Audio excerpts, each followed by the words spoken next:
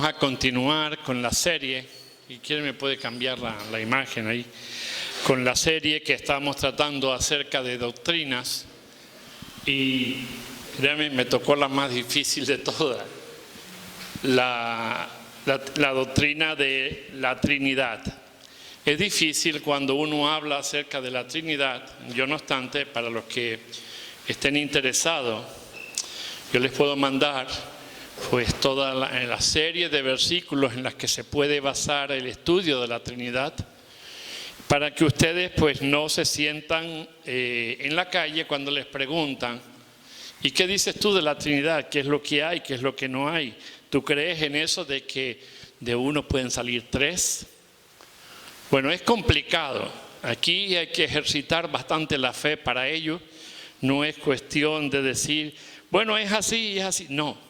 La cuestión es decir un poquito, según la Biblia dice, no según el invento humano, según lo que a mí me parece que es, no. ¿Qué es lo que la Biblia nos dice en cuanto a quién es la Trinidad? ¿Aparece la palabra en el texto original, la palabra Trinidad? Toda esta serie de cosas vamos a intentar tocarlas en muy poquito tiempo que tengo. Esto sería un estudio, a mí me costó un semestre en el seminario, cuando fui un semestre, y yo voy a intentar descomponerla en 40 minutos, así que imagínense lo que puedo sacar de todo esto.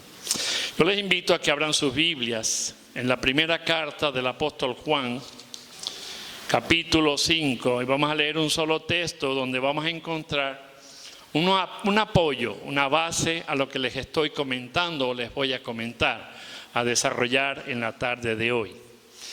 Primera carta del apóstol Juan, capítulo 5 y verso 7. Y van a comprobar ahí cómo realmente no dice la palabra Trinidad, pero sí especifica la diversidad de personas que podemos encontrar en Dios. Dice así, Primera de Juan, capítulo 5, verso 7. Tres son los que dan testimonio en el cielo: el Padre, el Verbo y el Espíritu Santo. Estos tres son uno. Y ahí el apóstol Juan sigue desarrollando luego un poquito. Y fíjense, yo no sé qué Biblias tienen ustedes, pero las Biblias, la Reina Valera del 60 y otras versiones, suelen poner un subtítulo al principio de cada párrafo o de cada comienzo de lectura, y el que pone en mi Biblia es la fe que vence al mundo. Y esto se debe creer por fe, no hay otra forma. Mi mente finita no llega a comprender la descomposición de tres personas, un solo Dios y tres personas, no una persona como Dios y tres deidades como suelen decir. Miren, hay un gran peligro en la sociedad, y lo encontramos cuando la teología cambia de sentido, cuando no le damos el texto o la interpretación correcta, o cambiamos el sentido del texto. Eso trae los grandes errores, y uno de ellos lo tenemos aquí muy cerca. Están los unitarios, que ellos dicen solo Jesús. Él dice que quien niega al Espíritu Santo, quien niega al Hijo, está negando al Padre. Por tanto, no puede ser considerado dentro del cristianismo. Es una secta como tal. Los testigos de Jehová niegan la divinidad de Jesús y dicen que el Espíritu Santo es una fuerza activa. Por tanto, al negar la divinidad de Jesús, al negar al Espíritu Santo, están negando al Padre, considerado entonces como una secta. En el siglo I, casi en el 300 y pico de la era cristiana, los primeros ancianos o los sucesores apostólicos, no los apóstoles en sí, sino los padres de la iglesia, Atanasio y algunos más, ellos empezaron a encontrar el conflicto sobre esta doctrina. Algunos llegaban a desbarrar, algunos llegaban a sacar la deidad de Cristo, solo que había sido un hombre que vivía santamente, pero que no alcanzaba a la deidad. Y así pues también los arrianos, que son los testigos de Jehová hoy día, negaban la divinidad del Espíritu Santo y lo trataban como una fuerza activa. Es decir, esto no viene de ahora, esto viene desde el primer siglo de la era cristiana, ya estaba este conflicto. Y se desarrolló hasta el siglo IV de la era cristiana, donde ya cayó gran parte del Imperio Romano y el Imperio Bizantino, donde estas falsas teologías se habían impuesto, hasta que volvieron en los concilios a retomar y decir, no, vamos a poner el orden debido. Y vean, la palabra Trinidad no aparece en ningún sitio de las Escrituras. Eso es tan cierto como que hay luz. Pero sí encontramos la definición de las tres personas, y escúcheme, hablo de personas, un solo Dios y tres personas. ¿Cómo lo hacen? Yo no lo sé. Mi conocimiento teológico no llega ahí y hasta ahora en la historia no creo que ni el apóstol Pablo pudiese desarrollar. Es incomprensible para nuestra mente finita entender cómo un solo Dios, tres personas. Bueno, también sería difícil comprender e intentar entender el hecho de la creación, de dónde sacó Dios todo, su preexistencia, de dónde vino Dios, quién era Dios anteriormente a esto. Anteriormente a esto, Él siempre fue. Él no tiene principio ni fin y eso lo creemos por fe. Si no partimos de esa base, todo lo demás es negativo. Todo lo demás es engañarnos a nosotros mismos. Yo no especulo con teorías porque no es bueno jugar con lo que no tiene un equilibrio, ni hablar de lo que hay en un equilibrio. Entonces, lo importante en todo esto es que ustedes entiendan que lo que se va a hablar acerca de la Trinidad debe ser creído por fe. Si yo les hablara de la segunda persona de la Trinidad, que es Jesús, y es Dios y hombre a la vez, es asombroso. Se ha intentado no reconocer a Jesús como Dios por cuanto fue hombre. Pero miren, el nacimiento de Él fue bastante claro. Fue profetizado anteriormente, fue profetizado, fue hablado, fue dicho y predicho. Y hay una de las cosas que se llama genética. En el siglo pasado, casi en 1990 o 1980 por ahí, un arqueólogo muy famoso, él estaba haciendo excavaciones buscando restos del arca. Ese famoso arca que estuvo en las Escrituras y en el cual el Señor mandó construir y donde se pusieron las tablas del testimonio y algunas cosas más, se pusieron allí y eso estaba puesto en el interior del tabernáculo o del templo, mostrando la presencia de Dios en su pueblo. Bueno, ese arca se perdió cuando la última invasión de los babilónicos, los sacerdotes escondieron ese arca. Y ese arca, dice el arqueólogo fue encontrado debajo del Calvario, ¿vale? En una cuevita que había allí. Bueno, el nacimiento de Jesús, todo esto tiene su porqué, yo lo estoy diciendo y quiero llegar a la conclusión de esto. Si hablamos de biología, ustedes saben que para formarse una vida necesitamos ¿cuántos pares genéticos del padre? ¿Tú lo sabes? 43, ¿sí o sí? No, son 23 por cada uno. 23 del padre y 23 de la madre, son 46 cromosomas para formar una vida. Pero también a eso hay que meterle 22 autosomas del padre y 22 autosomas de la madre, para que se forme el bebé, ya sea niño o sea niña. Y este hombre, el arqueólogo, encontró allí en el Calvario, en el Gólgota, debajo la roca donde estaba la cruz clavada, dice que cuando Cristo expiró hubo grandes temblores y el lugar donde estaba la cruz era una piedra donde estaba clavado. Dice que se rasgó y se partió esa piedra y por allí, cuando el soldado metió su lanza, dice que salió agua y sangre de su costado, del ventrículo, y destiló y bajó por esa roca y quedó allí seca. Y vino a tener esas gotas, gotearon sobre el arca del pacto que estaba escondido justamente en una cueva debajo del Gólgota. Bueno, este hombre descubrió esa sangre y una sangre fuera del cuerpo en sí ya está muerta, ¿no? Como científicos que hay aquí saben que una sangre solo se puede saber el ADN, pero no los pares cromosómicos, por cuanto ya está muerta, eso ya no tiene vida. Bueno, este hombre llevó la sangre, la llevó a un laboratorio serio en Israel y le dijeron, mire, esta sangre por favor yo quiero que me la analicen. Sí, pero miren, lo máximo que vamos a sacar de esta sangre es ADN, no vamos a sacar más nada. Muy bien, ustedes hagan las pruebas que tengan que hacer, pero yo quiero estar presente cuando ustedes la vayan a analizar. Dice que la pusieron 72 horas en suero, me imagino, y moviéndola muy lentamente. Yo no entiendo esa parte, solo entiendo lo que es la teoría o lo que este hombre está explicando para darnos un porqué del nacimiento de Jesús. Entonces lo cierto es que cuando analizaron esa sangre, le dijeron, podemos confirmar que la sangre esta es de ser humano. Sí, pero ahora quiero por favor esa sangre, que ustedes la tengan 24 horas en reposo con un suero y manténganla allí y la analizaremos. Bueno, lo cierto es que cuando pasaron 24 horas volvieron a analizar la sangre y se pasaban los técnicos del uno al otro el microscopio para mirar lo que estaban encontrando. Les dije antes que se necesitan 23 cromosomas del padre, 23 cromosomas de la madre para hacer un total de 46. Si no estoy equivocado, eso hace falta, y los autosomas del padre y de la madre.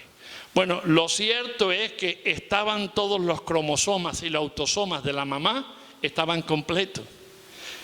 Pero del que fue el progenitor, tan solo había un autosoma que formaba la I. Bueno, en la conclusión a todo esto, cuando el hombre terminó de relatar, le preguntaron, ¿y esa sangre de dónde salió?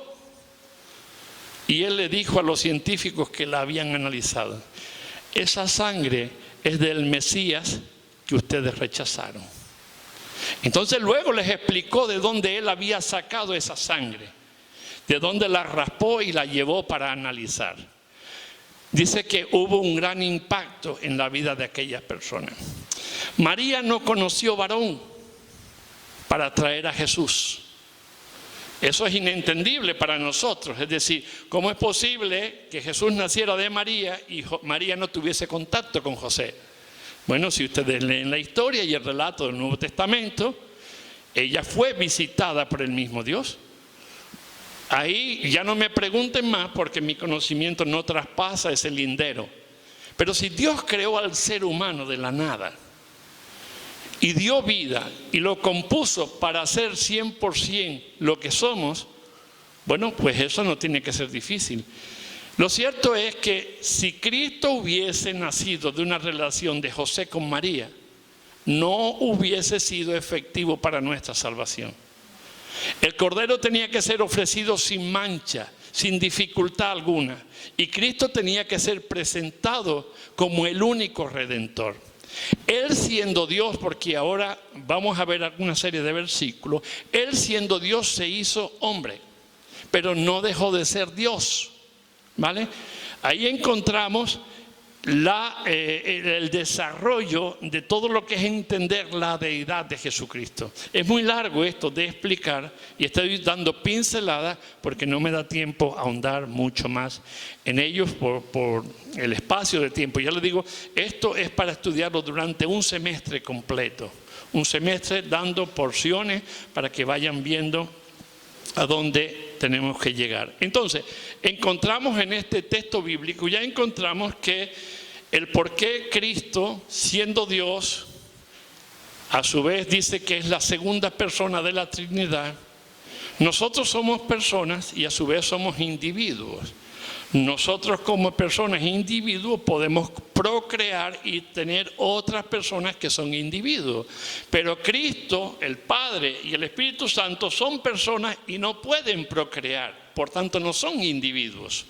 Son tres personas, están catalogadas así, se catalogan así. Cada uno está sujeto al otro. Cristo no hubiese podido hacer la obra que vino a hacer si el Padre no está con Él, o si el Padre no es Él, ni el Espíritu Santo hubiese intervenido. En la resurrección, en el bautismo de Cristo, participó el Padre. ¿Vale? Decir, este es mi Hijo amado en el cual tengo complacencia. Y cuando habla de Hijo, no habla de Hijo en minúscula, habla de Hijo en mayúscula, reconociendo su señorío. Y cuando le fue puesta o echada el agua por encima, bajó el Espíritu Santo. Es decir, la participación de los tres. El uno no puede estar sin el otro. Y si uno de los tres fallara o no estuviera, ya la deidad dejaría de ser. Es decir, ese Dios que dice ser un Dios en trino, es decir, en tres personas, dejaría de existir como tal. Todo este desarrollo, hermano, me gustaría que ustedes lo pudiesen ver. Yo tengo el listado, si ustedes lo quieren yo se lo puedo pasar en PDF y ustedes lo tienen en casa y lo van leyendo y van leyendo todos los versículos para que vean el desarrollo de la Trinidad. Así que la Trinidad como tal no es mencionada en la Biblia. Y sí habla de la identidad del Padre, del Hijo y del Espíritu Santo. Yo creo que en estos domingos anteriores se ha venido desarrollando. Quien es Dios Padre, eso se llama teología propia. Quien es Dios Hijo, eso se llama cristología. Y quien es Dios Espíritu Santo, si no se ha dado, se va a dar. Eso se llama neumatología. Un estudio de los tres como un solo Dios, pero el desarrollo de cada persona. Que eso es lo bueno, que ustedes vayan entendiendo quién es cada uno para poder llegar a la conclusión. Un Dios en tres personas. Humanamente una persona es un individuo, ya lo dije antes, y como tal se reproduce. Es decir, yo soy una persona, soy individuo y he tenido la capacidad, junto con mi esposa, de reproducir 3 bereberes más. Y a su vez, ellos 2 cada uno. Y así se va aumentando, ¿vale? Ha habido una relación, entonces nosotros podemos procrear, pero no esperen eso de Dios.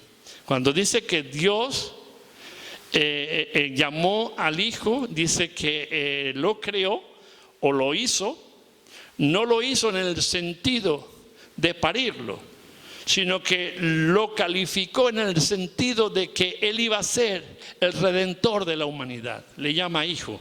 No por otra cosa, pero no deja de ser Dios. Eso tienen que tenerlo clarito en su mente, porque esto lo pueden utilizar para decirles a ustedes, Cristo no es Dios por cuanto fue humano. No, quiten eso de su mente, eso no es verdad. Cristo no dejó de ser Dios, aún siendo humano.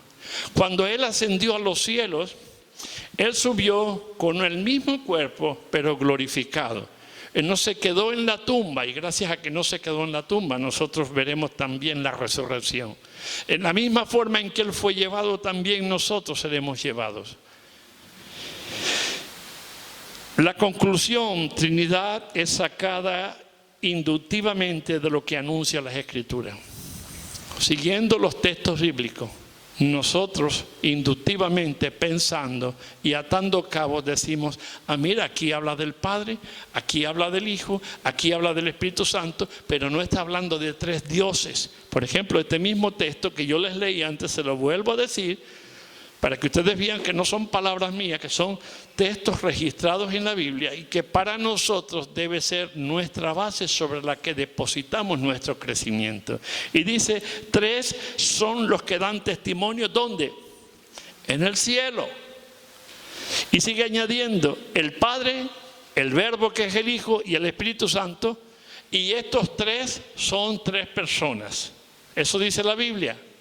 Y estos 3 son uno, como Dios, en 3 personas diferentes. Cada uno hace una función diferente, pero todos están de acuerdo en esas funciones. El Padre, cuando habla de Elohim, allí en Génesis, habla de diversidad de dioses, pero la misma palabra también se usa para otros dioses paganos, también se usa para mencionar a los ángeles, hablando de deidades. Pero este Elohim que la Biblia nos menciona está hablando de diversidad de personas, no de dioses. Cuando lleva un adjetivo antes, Entonces el Elohim está hablando acerca de un único Dios en tres personas. Pero recuerden esa palabra cuando ustedes la lean allí, Elohim, o en Juan 1:1, en el principio era el verbo y el verbo era con Dios y el verbo era un Dios. Era Dios. Fíjense, los testigos de Jehová cambian ese artículo para adaptar el texto como ellos creen y les conviene. Sin embargo, en el texto original, la Biblia dice, y en el principio era el verbo, y el verbo era con Dios, y el verbo era Dios. Hacía un énfasis sobre ese asunto. Y entonces, si la Biblia nos enseña en este texto la veracidad de que Cristo es Dios, ¿por qué otros tienen la rapidez, la ligereza de negarlo y decir, no, Él no es Dios? Él es uno que anduvo con Dios. Sin embargo, la Biblia nos dice que los tres en uno son de la misma sustancia. No hay variedad. Recuerden, el uno no puede estar sin el otro. Cuando uno falle, los demás caen. Siempre la obra del Padre fue respaldada por el Hijo y fue respaldada por el Espíritu Santo. Los tres estaban desde el principio de la creación. No habían ángeles creados, los ángeles fueron creados en la creación de lo que son los cielos y la tierra. ¿Dónde estaban ellos? Yo no lo sé. Tampoco la Biblia me da, así que no voy a especular. ¿Cómo lo hizo? Tampoco lo sé. ¿De dónde sacó los materiales para construir? Tampoco lo sé. Lo cierto es que todo lo que entendemos por arriba del segundo cielo, porque este primer cielo es el cielo que nosotros vemos, el que nosotros podemos observar mirando hacia arriba. El segundo cielo astral ya no es tan fácil de mirarlo. Y ese tercer cielo, que es la morada de Dios, a nosotros todavía no nos ha sido dado el poder entrar a ellos para verlo. Lo veremos. Pero que debemos entender que todo lo creado tiene un orden. Nada hay en desorden. Estuve hablando con una doctora, y ella es muy mayor, en Galicia, y ella está evangelizando al nieto.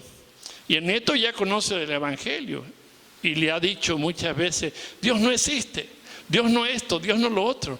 Y yo le dije, su nieto seguro que entiende ciencia. Y digo, claro que entiende ciencia, él es físico.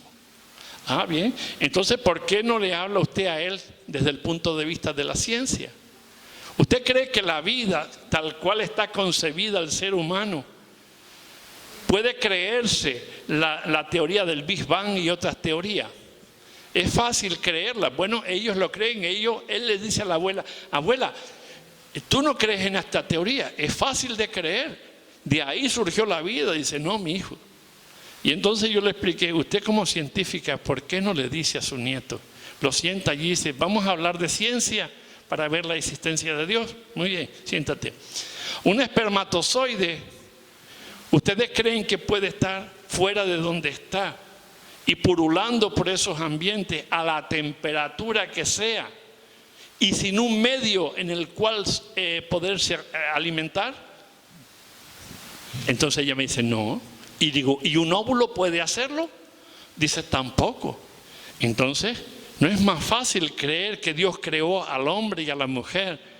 Los creó y puso las cuestiones necesarias para crear luego más personas y más individuos.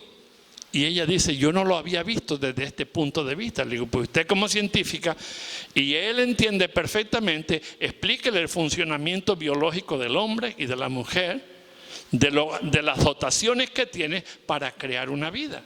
Y entonces él verá la perfección de Dios. Y si no, háblele en ciencia de todo lo creado, de todo lo que hay y el orden que conlleva. ¿Ustedes creen que la Tierra gira locamente? ¿Ustedes creen que la distancia que tiene la Tierra del Sol es la justa, la necesaria? ¿Cómo se calculó eso? Si nosotros nos aproximamos, la Tierra se aproxima 1 grado más o unos centímetros más hacia el Sol, nos derretimos. Y todas las capas que nos circundan nos cubren a la Tierra para evitar los rayos ultravioleta, para evitar una atmósfera dañina. Todo esto fue creado de la nada. Esto fue creado. Tiene que haber un ser inteligente que haya creado. Y ese ser inteligente es Dios. Que se manifieste luego en tres personas, no en tres dioses, cuidado, no caigan en esto, en tres personas diferentes, pero que la una no puede estar sin la otra. Les voy a dar una serie de textos para que ustedes los puedan comprobar en su Biblia. Mateo 28, 19, si no quieren buscarlo, yo se los voy a leer para que ustedes lo vayan observando el desarrollo de la Trinidad. Nuevamente, aquí vuelve a entrar en la tesitura de que no menciona la Trinidad, pero sí menciona las tres personas. Entonces, yo sé contar 1, 2 y 3.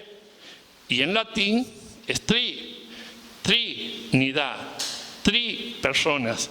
Tres personas en un solo Dios. Otro texto, en 1 de Juan 2:23 dice, y todo aquel que niega al Hijo, tampoco tiene al Padre. Escúchenme, esto es importante, y leo este texto haciendo hincapié lo importante que puede ser, para que cuando oigan ustedes aquel que dice, no, Jesús no es Dios. Si usted niega a Dios, si usted niega a Jesús, que Jesús sea Dios, usted está negando al Padre. No, yo no estoy negando al Padre, sí, por cuanto usted está negando a Jesús.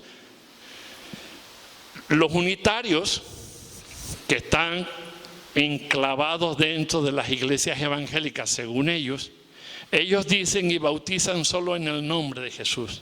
Y el Padre donde lo dejan, dicen, no, creemos en el Padre, y el Espíritu donde lo dejan. No, pero nosotros creemos que la fórmula es en Jesús. No es lo que usted crea, es lo que la Biblia dice que tiene que ser.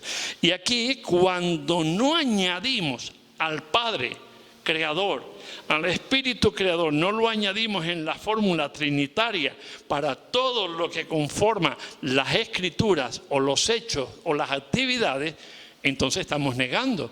Y si negamos, entonces estamos rechazando al Dios por completo. Juan 15, 19 dice, no puede el Hijo hacer nada por sí mismo, sino lo que ve hacer al Padre. En el 22 dice, el Padre a nadie juzga, sino que todo el juicio dio al Hijo. Miren, si el Hijo no fuera Dios, ¿ustedes creen que Él tenía la potestad para juzgar a la raza humana? Si el Hijo hubiese nacido de varón y hembra, hubiese tenido el raciocinio justo, equilibrado para poder juzgarnos, no. Pero como Él no nació de contacto humano, entonces Él tiene toda la potestad para sojuzgar la tierra y para darnos a nosotros la sentencia que nos corresponde. Dice que el Padre puso sobre el Hijo toda la potestad para enjuiciar. Si no llega a ser Dios, no hubiese tenido esa posibilidad. Y no dejó de ser Dios siendo hombre. El Juan 17, 16 dice, mi doctrina no es mía, sino de aquel que me envió. Le es comunicada por el Padre. Es decir, ¿dónde? Estaban juntos. Allí en la eternidad, en los comienzos, Dios no tiene principio. Y cuando digo Dios, ya estoy incluyendo Padre e Hijo. No tenían principio y sin embargo tenían comunión entre ellos. ¿Vale? Esto es difícil de entender. Yo todavía estoy intentando vislumbrar el hilo de la cometa. Pero no hay un teólogo en la faz de la tierra que pueda explicarse el cómo, siendo un Dios, Él se puede dividir en tres personas. Para mí no es difícil creerlo, lo acepto. Y veo el desarrollo y entonces puedo hablar de la Trinidad. Y cuando hablo de hablar de Trinidad de forma inductiva, estoy pensando, ¿por qué? Porque los evangelios, las cartas, me están diciendo de que la fórmula del bautismo, de que el testimonio y todo esto que yo había leído de 1 de Juan, me están dando pinceladas de que son tres personas y un solo Dios. Somos unitarios en el sentido de que es un solo Dios. ¿Vale? Uno. Somos teístas. Uno. No podemos decir existen tres dioses. Los judíos tienen una gran pugna con el cristianismo por esto. Ellos no entienden cómo siendo un solo Dios hay tres personas que se derivan. Antes les hablé de las evidencias con la sangre, esa que se analizó, que fue encontrada allí en la roca del Calvario por este arqueólogo. Hablé de eso para que ustedes vieran la evidencia de que Dios puede hacer lo que cree conveniente y lo mejor para poder llevar a cabo su plan. En Juan 10:30 dice, yo y el Padre dos, está hablando de dos, somos plural uno. Por este motivo Juan afirma en Juan 12:45, el que me ve, ve al que me envió. O como le dijo a Felipe en Juan 14:9, el que me ha visto a mí, ha visto al Padre. Estamos hablando de dos, pero no quiere decir que el Espíritu Santo se quede fuera. No se queda fuera en ningún momento de la creación, en ningún acto de la creación, ni en ningún cuidado. Fíjense, una de las cosas que el Señor ha dejado. Cristo cuando subió a los cielos, yo me voy, pero es necesario que yo me vaya. Y entonces os dejaré al Consolador, el Espíritu de verdad. Y Él dice que mora en nosotros. Nosotros, dice la Biblia, somos templos del Espíritu Santo. Somos templos de Dios. Él conoce, nos lleva a las profundidades del conocimiento, nos guía, nos exhorta. ¿Cómo Él va a morar en mí? En un cuerpo no hecho de mano, como fue el templo. Moró en el templo, en el tabernáculo, moró en aquel lugar, mostrando su presencia a todo el pueblo de Israel, y hoy mora en todos y cada uno de nosotros. El desarrollo de estos textos, ya les digo, tienen que mirarlos con calma, para que ustedes vayan viendo que aunque no diga la palabra Trinidad, está hablando de las tres personas y las está desarrollando. ¿Vale? Es muy difícil de entender, pero quiero que se pongan por fe a mirarlo, y Dios tratando con ustedes les va a dar un poquito de claridad, un poquito. Porque ya les digo, esto no, nuestro ser, nuestro conocimiento no llega de una forma más profunda a alcanzar el cómo Dios puede hacer las cosas. Hemos creído que Dios creó los cielos y la tierra, hemos creído que Dios sustenta todas las cosas. Si aplicamos la ley de la física, las leyes de la termodinámica, de cómo se sostiene todo esto, la misma ciencia da la razón de que hay un arquitecto de todo lo construido, de todo lo que existe. Un arquitecto inteligente que pensó en la rotación de la Tierra, en el oxígeno que íbamos a consumir, en la vegetación para renovar nuestro oxígeno, cambiándolo quita el anhídrido carbónico y nos da oxígeno. Las capas que cubren la tierra para que el sol no nos dañe, y toda esta serie de cosas, las presiones atmosféricas para nosotros poder andar libremente, todas estas cosas fueron pensadas, y fueron pensadas por un ser que sobrepasa nuestro entendimiento, al cual la Biblia le llama Dios, Creador y Señor. Juan 14:23 dice, el que me ama, mi palabra guardará, mi Padre le amará, y vendremos y haremos morada en él. Fíjense, está hablando de que cuando el Espíritu Santo viene a morar en nosotros, no es solo el Espíritu Santo la tercera persona de la Trinidad. Está hablando que como Dios es la Trinidad al completo la que está morando en nosotros. Así que no saquen al Espíritu de la Trinidad. No digan, el Espíritu mora en mí y Cristo y el Padre andan sueltos. No. Ellos no pueden andar sueltos. No pueden andar sin la comunión. No pueden andar sin la convivencia. Son una sola sustancia. Por tanto, siempre están juntos. Todo lo comparten, todo lo hablan, todo lo hacen. Es una sola sustancia. ¿Vale? Mantengan eso en mente. Dios en tres personas son una sola sustancia. Y termino, no puedo extenderme más porque los textos son bastantes. Génesis 1, 26 y 27 dice, entonces dijo Dios, y aquí está el Elohim, hagamos al hombre a nuestra imagen y semejanza. Y creó Dios al hombre a su imagen, y a imagen de Dios lo creó. Y cuando usted se pregunta, ¿y cómo me puede crear Dios a mí a su imagen? ¿En qué sentido? Si Dios no tenía cuerpo cuando me creó. Dios ha sido espíritu. ¿Cómo puede crearme Dios a mí? A su imagen. nos está hablando en el sentido no de lo físico, sino de la entidad espiritual. Somos seres pensantes, lloramos, reímos, hablamos, sufrimos. Todas esas cosas que he ido mencionando, también el Padre las tiene, el Hijo las tiene, el Espíritu Santo las tiene. Cuando dice no contristéis al Espíritu Santo, entonces que podemos hacerle un poco amarga la situación cuando Él está en nosotros. El no creer que la obra de Jesús fue hecha para nuestra redención es hacerle las cosas amargas a Jesús. Que no lo sufre, claro que lo sufre. ¿Ustedes creen que cuando Cristo se quedó solo en la cruz y Él rogó al Padre, Padre, Padre, ¿por qué me has abandonado? El Padre y el Espíritu estaban allí tan tranquilos viendo aquella escena dantesca. No, estaban sufriendo el ver a uno que componía de la Trinidad, componía el cuerpo, al verlo allí cargando el pecado de la humanidad. Él no estaría contento, pero era el plan que había para podernos redimir. Así que cada uno de ellos ha hecho una función diferente, pero que el uno no está sin los otros dos. ¿Vale? No crean ustedes, cuando Dios dice y el Espíritu Santo mora en nosotros, es decir, el hecho de que mora en nosotros, recuerden que está el Padre y el Hijo a su vez también morando en nosotros. Es Dios morando en nosotros. Por eso la Biblia dice que nos ha hecho templos donde Él mora. Él moró en la antigüedad en el tabernáculo. Moró también en el templo. Allí estuvo dando presencia a su pueblo, pero estaban los tres, no uno solo, porque solo ellos no son.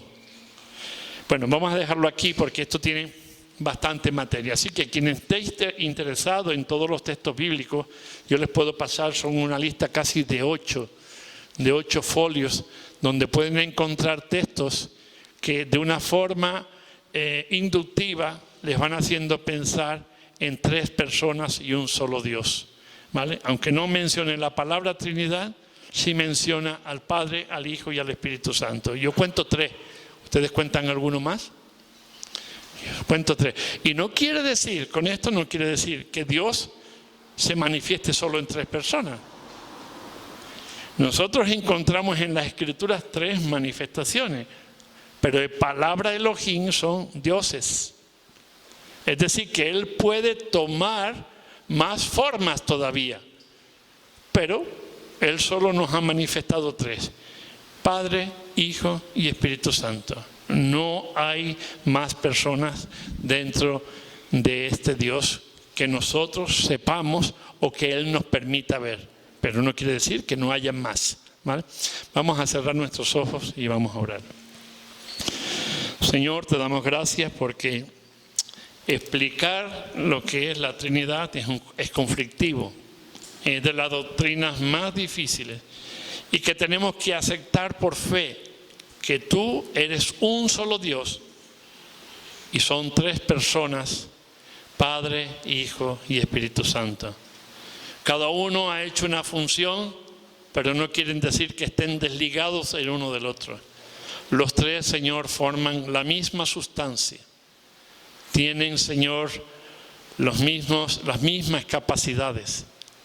Por tanto, Padre, te ruego que tú hagas entender a tu iglesia estas cosas para no caer en el error de negarte, no negar tu deidad, no negar la deidad del Espíritu.